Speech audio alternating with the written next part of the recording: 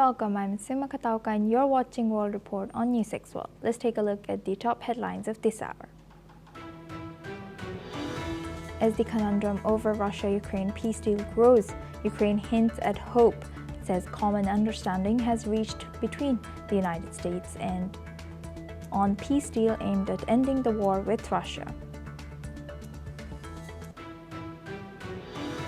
US President Donald Trump has said that the proposal for Ukraine peace deal has been fine-tuned with collaborators of both Russia and Ukraine. And US Special Envoy Steve Witkoff will be meeting Russian President Vladimir Putin next week.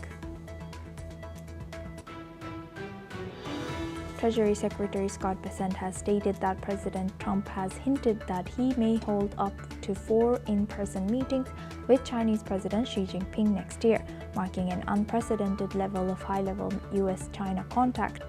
This comes as China agrees to buy at least 87.5 million metric tons of US grain over the next 3.5 years. China has warned that it will crush all foreign interference over Taiwan after Japan announced plans to deploy missiles near the island, as Beijing reasserted its claim over Taiwan and criticized Japan's move.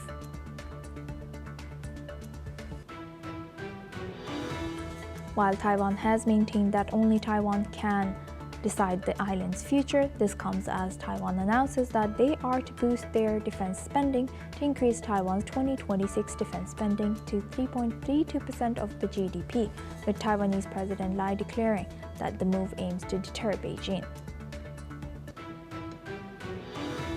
Now, Taiwan President Lai Ching-te has officially announced a $40 billion supplementary defense budget to boost significant new U.S. arms purchases as China intensifies pressure and Washington urges Taipei to spend more. Lai has declared that the move aims to deter Beijing while reaffirming his commitment to democracy, dialogue, and peace. The death toll from the Thailand floods have now risen to 18 people, and over hundreds of patients are reportedly stuck in the hospital as the conditions worsen in the region, as the armed forces continue to rescue operations in parts of Thailand. China has completed its first ever emergency space launch, sending the Shenzhou 22 with 600 kilograms of the supplies to the Tiangong station to replace a damaged return craft after Shenzhou 20 was found to have cracks allegedly caused by space debris. The new vessel marks a critical step in maintaining crew safety ahead of their expected return.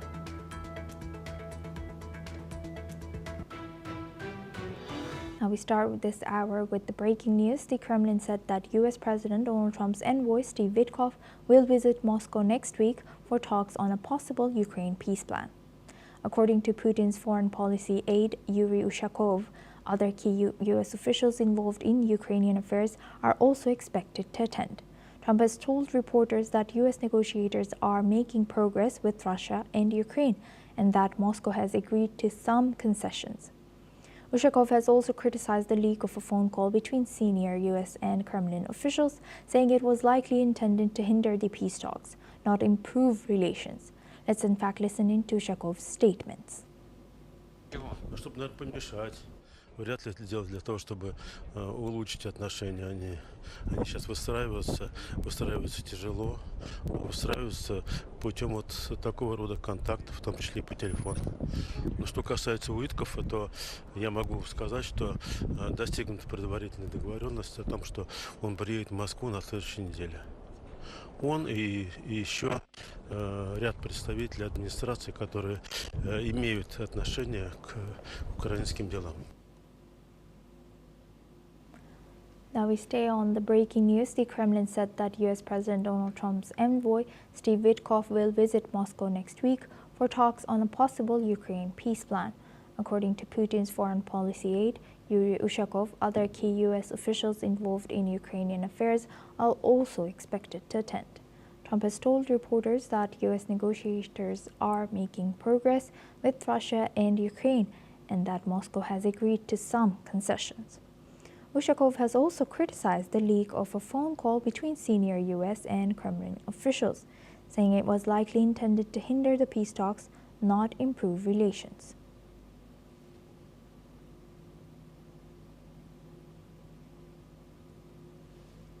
Okay.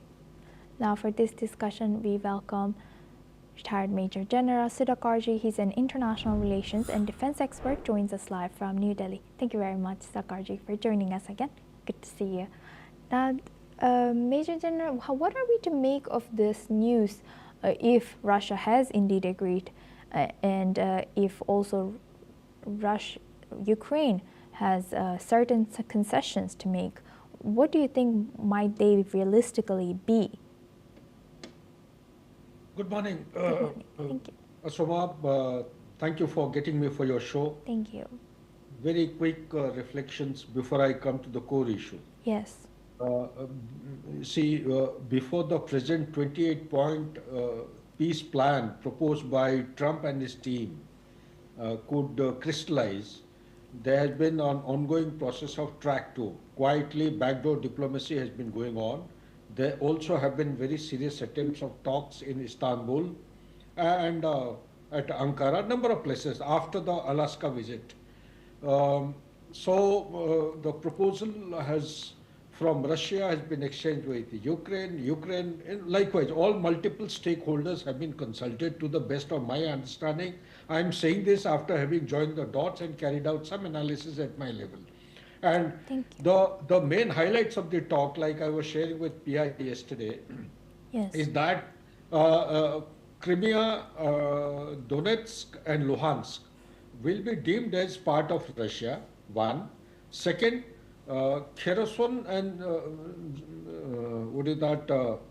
Zaporizhia, these two, wherever they are, where is basis, the line will freeze at the point of contact, and whichever portion is under Russia, that will go to Russia.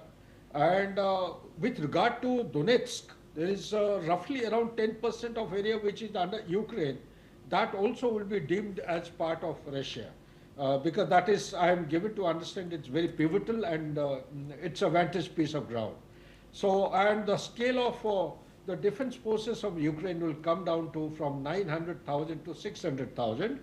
The core issues is that the environmental reality obtaining in the battlefield or the conflict zone has to be taken into reality, one. Number two, there is a requirement, firstly, to ensure that there is a assured security guarantee given to Ukraine. Number three, there is a contestation. There are a lot of speculation with regard to Ukraine bidding for NATO membership. Now, as per my understanding and in-depth research, this is a no-go case. Russia will not accept, because one of the bottom lines of this peace proposal going ahead is that the neutrality of Ukraine has to be ensured. And last but not the least is that there has to be some kind of a commitment given by Russia that it will not carry out any kind of invasion, or the sphere of this boundary will not extend further to the west. So under these broad parameters, the most important understanding which is to be established between all stakeholders is that there has to be a security architecture between the Eastern Europe and the Central Europe. That means countries like you have Romania, you have Poland, and further you go to Estonia, Lithuania and Latvia, going up to the Finland, the complete extent.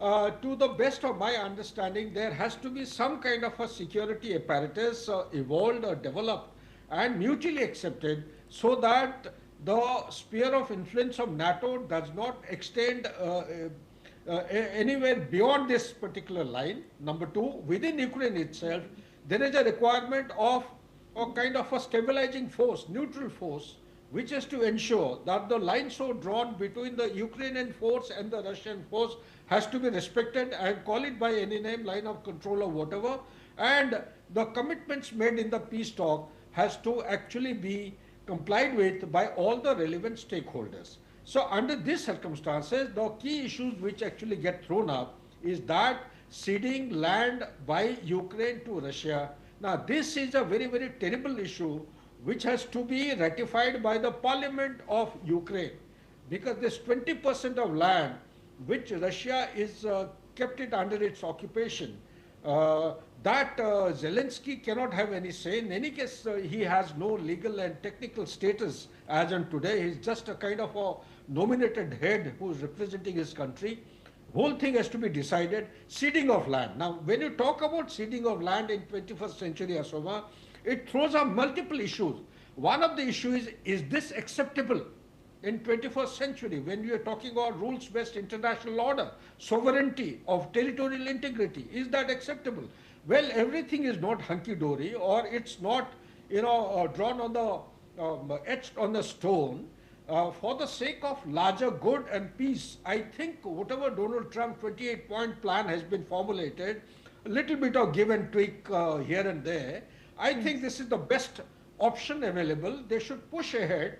They must talk it out like the way they have spoken. They had a meeting yesterday at Abu Dhabi just to carry out some modification to the draft in the larger interest and giving a meeting, trying to meet the aspiration of the Ukraine. So similar kind of thing, negotiation has to go on, and only then some meaningful things can be achieved. So why am I giving this complete narrative is, this narrative is against the understanding maintained so far between the European Union or the NATO forces or the Western alliances and a couple of other relevant stakeholders. Why are they interested? Why they don't want a peace to come in between? They don't want this because they have ulterior motive. There is a deep state which is working in USA. That deep state is deeply entrenched into major countries in the Europe. They do not want this conflict to end. They want it to continue under the camouflage or under the garb of Russia is going to invade them anytime soon, which in my opinion as a student of geopolitics, it is unfounded. Russia does not want to expand its sphere of conflict. It just wants to keep its corridor, this land bridge corridor up to Crimea, a kind of an open, safe and secure corridor. And it wants that 30% population who are Russian speaking in Ukraine, they should be given some kind of identity in the constitution.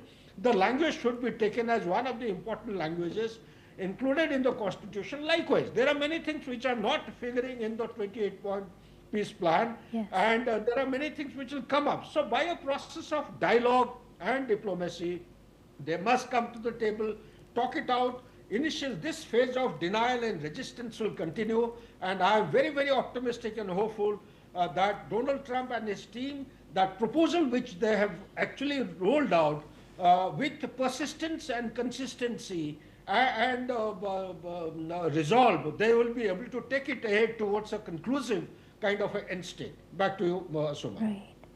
Thank you very much, Major General, for sharing that. Please stay with us as we come back to you.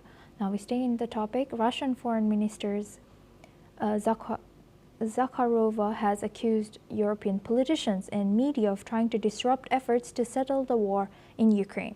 Meanwhile, Ukraine's President Volodymyr Zelensky says he is ready to move forward on a US-backed framework to end the conflict and to discuss the most sensitive issues directly with President Trump, with Europe involved in the talks. But major gaps remain. Kyiv fears being pressured into a deal that could force territorial concessions to Moscow. Zelensky has called on European leaders to help establish a long-term reassurance force for Ukraine and emphasized that security decisions must include the countries affected. President Trump says only a few disagreements still remain. He's sending envoy Steve Witkoff to meet separately with President Putin in Moscow and with Ukrainian officials in Kyiv. Now we welcome back retired Major General Sudhakarji. He's an international relations and defense expert, joins us live from New Delhi. Thank you very much, Major General, for staying with us. You know, as you were mentioning that this, we were discussing that this does set a very dangerous precedent. And how do you think this will be moving forward, you know, about like Russia and Ukraine fighting for 3 years, and what if Russia does get to expand its territory? And also, as you rightfully mentioned, you know, what do you think of the European countries' stance on this war? What role can they legitimately play in mediating between US-backed Ukraine peace framework and Russia? Yeah, Shobha, it's a very important thing in the complete narrative. You just gave it out. You see, there is an important issue which Zelensky is making. Now, whenever you want to have peace or giving peace a chance to be on the side of the peace, you need to have consultation with the relevant stakeholders. So what has happened is in formulating this 28 points peace plan, this is my understanding. Often what has happened that the relevant stakeholders have not been consulted. Like for example, when they were proposing something on behalf of Ukraine, Ukraine should have been consulted. The leader Zelensky should have been called, but everything is not cut and dried. The larger goal being this mindless conflict has to come to an end. Donald Trump, although he promised that he would bring this conflict to an end within 24 hours, but it's not that simple. It's a very complex issue. He has to navigate through very complex, challenging situations. Therefore, at times, in order to reach a higher end goal, one has to weigh the pros and cons of means and methods. What method is to be adopted? So, as a military man, I have also gone through, done similar kind of exercise. But at times, you will be compelled to ignore, if not ignore, at least, keep them away from and don't disclose everything to them until some kind of a tacit acceptance is received by a superior power. When I say superior power, what it means is takes our mind back to the historian, Greek historian Thucydide, when he goes to say that the strong will do what they must and the weak will suffer what they deserve. Something like that, words to that effect. So Yes. what it means is the powerful will remain powerful even in 21st century. And when you talk about the ethics and the morality, they will have their relevance and importance in the place. But what is actually ignored is the pragmatism. If we go away from pragmatism, a practical solution, lots of things have to be ignored, a lot of things have to be factored in, only then you go ahead. So Zelensky is making a good point, but at some point in time, I'm sure, like it is happening in Abu Dhabi, they are being consulted, they are being shared with all the details. In any case, Zelensky is going to have a meeting with Donald Trump very soon in USA itself. So that is one part. Second part, resistance. You raised the second point, resistance from the European Union. Mind you, believe you me, this accord, after having been signed, after having been, I am praying to God, hope like hell that it goes ahead. There will be intermittent resistance from relevant and irrelevant stakeholders, particularly European Union. Some countries in the Europe will continue. For example, like UK. UK has signed a Yes. strategic partnership Major with General. Ukraine Yes. this year for Major General. Unfortunately, we're running out of time for this discussion, but thank you very much, Major General, for sharing that insight. Please stay with us as we come back to you for our next discussion as well. Now, moving on to Asia, Taiwan's president has reaffirmed the strength of its ties with the United States, stating that Taiwan-US relations remain rock solid, and the new special defense budget is not linked to ongoing trade talks with the United States. Meanwhile, Taiwan's defense minister has outlined key measures to bolster the island's defense capabilities. The new special budget will cover critical items, including missiles, drones, and AI tools to enhance battlefield command. The minister also revealed plans for a joint research and development and procurement with the U.S. to speed up military deliveries. Additionally, Taiwan will develop multi-layer interception systems and strengthen its kill chain and T-dome defense systems to counter threats from China. The U.S. ambassador to Taiwan also welcomed Taiwan's new defense budget, calling it a significant step towards strengthening deterrence and ensuring stability. The ambassador has reiterated that the entire world is a stake in resolving tensions across the strait peacefully. Now for this discussion, we welcome back retired Major General Sudhakarji. He's an international relations and defense expert, joins us live from New Delhi. Thank you very much, Major General, for staying with us. Major General, I wanted to know your take on what game is America playing now over here, selling arms to Taiwan, encouraging, backing Taiwan so openly, yet trying to resolve things between Japan and China and trying to make deals with China? The fact of the matter, Soma, is that Donald Trump as a person is averse to any kind of conflict, as a person. So when I say this, what I mean is that he doesn't want any new conflict to open up.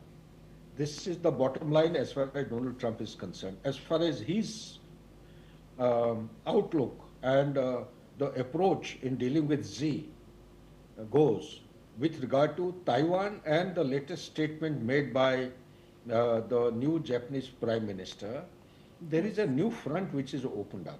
South China Sea did not attract the attention of the global order as intensely as the Central Europe and Middle East did. South China Sea has been simmering with high intensity activity in a non-kinetic domain, in a hybrid domain. This has the potential to flare up. Given the fact that China has aims to integrate or reunify Taiwan, it has got aims to integrate Taiwan by 27th of August 2027. That is the time when the PLA would be completing 100 years of its existence. So this is a long pending agenda as far as Xi is concerned. He is also one of the longest serving presidents of China, and he has not taken it very kindly to the statement given by Japanese Prime Minister to a question which was asked that what would be the likely response of Japan if Taiwan is attacked by China. So whatever she said, that may be a primary issue as far as Japanese is concerned, but that seems to have stirred the hornet's nest. And that hornet's nest is actually putting a big question on what is the stance, what is the meaning of strategic ambiguity with regard to the TRA, Taiwan Relation Act, which was signed long time back in 1979 between USA and China. Because on one hand, USA continues to accept and articulate one China policy. The other hand, it keeps on providing defense products and armaments in support of Taiwan. So this is one part. Second part is, USA often has said that if Taiwan is attacked, that is, if the reunification takes place by kinetic means, if they are forced to reunify with China, then USA will be left with no option but to support. Now, what kind of support in defense is not outlined? Will it have boots on ground? USA is silent. Will it have any kind of guidance? By the way, there are special forces of USA which are training the Taiwanese forces there in Taiwan itself. There are special forces who are training them as far as the Patriot missile, the air defense means and methods are concerned. There are Air Force pilots who are undergoing training in USA as also here in Taiwan. So there is a Guam Island which is around 1,800 kilometers, if I roughly respect my memory, in the second line of chain of island. Over there, they are undergoing training. So under these circumstances, Taiwan has started asserting itself that whatever scope of any reunification was there from their side, they are determined and resolved not to join with China in any manner, any form, anytime soon. So therefore, it brings the huge contradiction which was existing earlier to a kind of a line of clarity now, in which these multiple stakeholders have started asserting and showing their real position. One of the position which China has indicated and told in no uncertain terms to USA, that have no doubts, Taiwan is an Indian. Yes.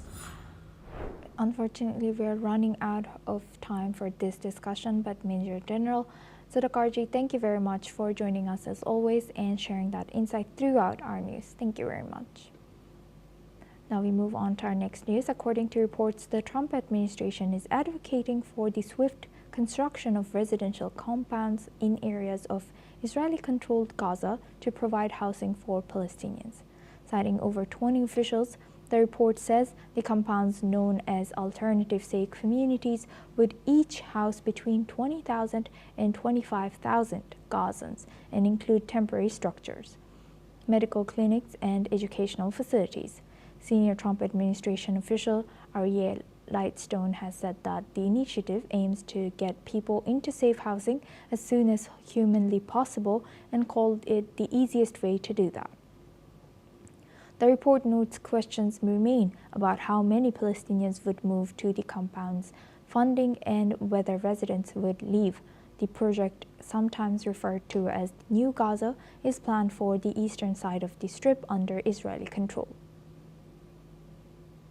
Now for this discussion, we welcome Gedalia Blum. He's a Middle East affairs expert, joins us live from Eli, Israel. Thank you very much, Gedalia, for joining us today. Welcome to News 6 World. Thank you. Thank you so much. Thank you. Now, looking at these, how should Israel balance its security objectives with U.S. proposals or pressure, such as the U.S. plan for pushing for redevelopment as soon as possible, while demilitarizing of Hamas and Gaza still remains a task? Well, I mean, I would like to start off by saying that on October 7th, October 8th, 9th, for the first time that boots came on the ground in Gaza, Israel made a critical error in not demanding that the international community allow for civilians to leave a war zone, to allow for war refugees, which keeping them in what the world called the most congested urban setting in the world, where Hamas embedded itself in every single civilian aspect of life, building tunnels and using schools and hospitals and mosques as launching points. We got ourselves in this situation where now we see the death toll of civilians is very high.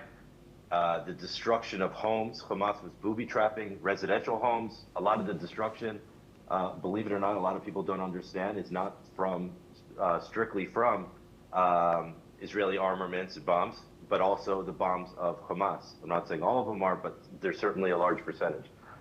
With that being said, you have these huge tent cities right now that are now being drowned out in this torrential rain that we've been getting in the last couple of days, and it's creating a setting that is not fitting for humans. So now we're in this situation where we're facing a humanitarian issue, and we need a solution. Unfortunately, the solution is not on the table for war refugees, which it should be.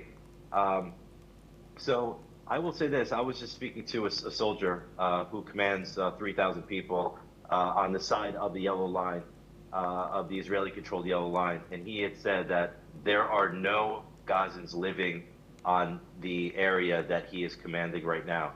So the idea of creating these communities, these buildings, in a space where Israeli soldiers are meant to create a safe zone, I don't think it's very reasonable. And I also would say one more thing before I close on this issue, is that I think that the Trump administration continues to bring up different policies and different alternatives when, in fact, the agreements that have already been signed and agreed on have not been fulfilled yet. So the trust in the Trump administration at this point right now in the region is diminishing, and I think that bringing in another plan, I don't think it's going to be accepted across the board at all. Right. And just briefly, if you can tell us, is there any discrepancy of different in priority and perspective between Israel and the U.S. now? I mean, listen, at the end of the day, it's really about what our interests are. You know, although the U.S. is Israel's closest ally, Israel under Trump has been an America First a policy. And America First means looking at the Middle East as a greater, larger region instead of just focusing on Israel as they have historically done. So Israel's obviously not taking that same perspective. So the focus has been moving away as primarily on Israel from the United States, but Israel still maintains that Israel is always going to be Israel first. So when there is discrepancies in policy, Israel, the domestic population here in Israel doesn't have an appetite for any more chances, any more policies, any more foreign interference. We know what we need to do here in Israel, and I think that that's where any gap is going to come, not because we're moving away from U.S. policy, but U.S. policy is moving away from Israel's interests. Right. With that, I would like to thank Mr. Gedalia Blum for joining us from Israel and sharing that insight. Thank you very much. Now we move on to Asia. South Korea's special prosecutor is seeking a 15-year jail term for former Prime Minister Han Duck-soo. Han is accused of aiding ex-President Yoon Suk-yeol's failed attempt to impose martial law last December. Han would be the first former cabinet member to face a criminal ruling in the case, which could influence Yoon's ongoing trial and other upcoming cases. The former prime minister denies the charges, saying he opposed the plan because it would harm the economy and the country's credibility, though he admits to perjury. Han has served under 5 presidents and briefly acted as president after Yoon's impeachment. A court ruling in his case is expected early next year, while Yoon could face life imprisonment or the death penalty if convicted. Now we move on to Oceania. New Zealand woman who has murdered her 2 children and hid their bodies in a suitcase at a storage facility has been sentenced to life in prison. The sentencing of Ha-kyung Lee came after she was convicted in September for the grisly murders of the 2 children aged 8 and 6 years old in 2018. Lee, who was born in South Korea, admitted to the killing of the children, but pleaded not guilty by reason of insanity. The murders took place a year after the children's father had died of cancer. Judge Geoffrey Wenning rejected calls by Lee's lawyers for a lesser penalty, sentencing the 45-year-old to life imprisonment with a minimum non-parole period of 17 years. He has said that she had killed children who were particularly vulnerable. Here's what he has said from the court. You went about killing the children in a deliberate and calculated way and then took a number of steps to cover up your offending. Your children were particularly vulnerable because of their age and their reliance upon you as their sole caregiver. That's all we have time for. Keep watching News 6 World for more news updates from around the world.